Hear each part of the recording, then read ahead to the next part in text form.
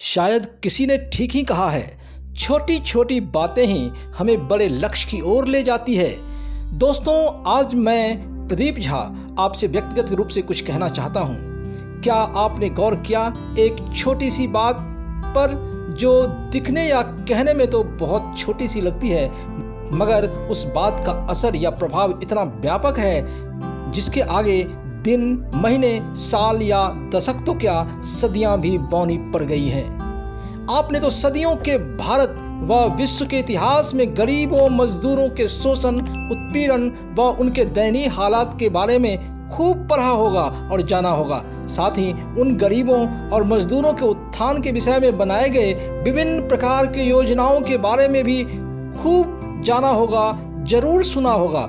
लेकिन यदि कुछ नहीं सुना होगा तो यह कि गरीबों और मजदूरों को भी राजा, नेता, मंत्री या सर्वोच्च पद पर बैठे व्यक्ति द्वारा बराबर का सम्मान दिया जाना, उन्हें शान से राष्ट्रीय समारोहों में विशेष अतिथि यानी कि स्पेशल गेस्ट का दर्जा दिया जाना, उन गरीबों मजदूरों के सम्मान में विशेष व्यवस्था किया जाना।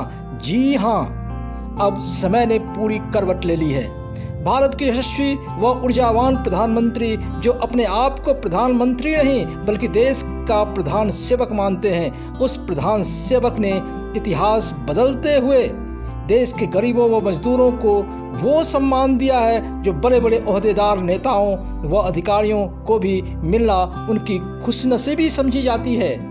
मोदी जी ने सत्यमेव जयते की तर्ज पर श्रमेव जयते का नारा बुलंद किया, जिसकी गूंज सदियों पुराने तौर तरीकों, व्यवस्थाओं, परंपराओं के नींव को झकझोर कर रख देगी। प्रधानमंत्री जब भारत के बदले हुए और भव्य कर्तव्य पथ का उद्घाटन करते हैं तो इस प्रोजेक्ट का सारा श्रेय उसमें काम करने वाले मजदूरों को देते हैं। केवल यही नहीं, वे उन मजदूरों से खुद बात करते हैं, उनसे उनके काम के अनुभव व परेशानियों को अपने साथ साझा करते हैं और फिर गर्व से घोषणा करते हैं कि ये मजदूर आने वाले 2023 के 26 जनवरी के परेड में प्रधानमंत्री के विशेष अतिथि यानी कि स्पेशल गेस्ट होंगे।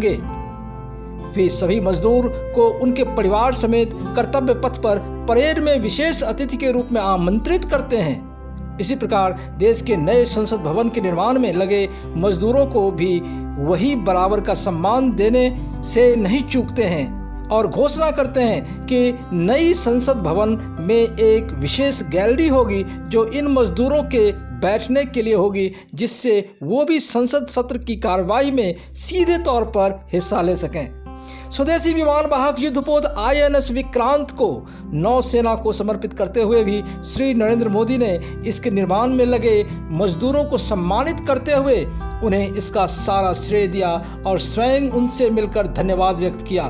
दोस्तों, मजदूरों और गरीबों को सम्मानित करने की जो नई संस्कृति या परंपरा की शुरुआत जिस प्रकार से मोदी जी ने किया, यह निश्चय ही एक अभूतपूर्व कदम है। श्रमेव जयते का नारा देकर मोदी जी ने देश के गरीबों, कामगारों व मजदूरों का सीना गर्व से चौड़ा कर दिया है। उनके अंदर एक अनंत ऊर्जा का प्रवाह कर दिया गया है। ऐसा लगने लगा है कि हमारे समाज में अमीरी और गरीबी के बीच जो एक लंबी और गहरी खाई पैदा हो गई थी, मोदी जी के इस पहल ने मानो बहुत हद तक इसे भरने का प्रयास किया है। अब ना कोई अमीर है ना कोई गरीब है, बस कुछ है तो सारे नए भारत के श्रमिक हैं जिसे अनंत और विकसित भारत का निर्माण करना है। बस यही तो मूलभूत अंतर है अन्य राष्ट्राध्यक्षों और भारत के प्रधान सेवक के बीच।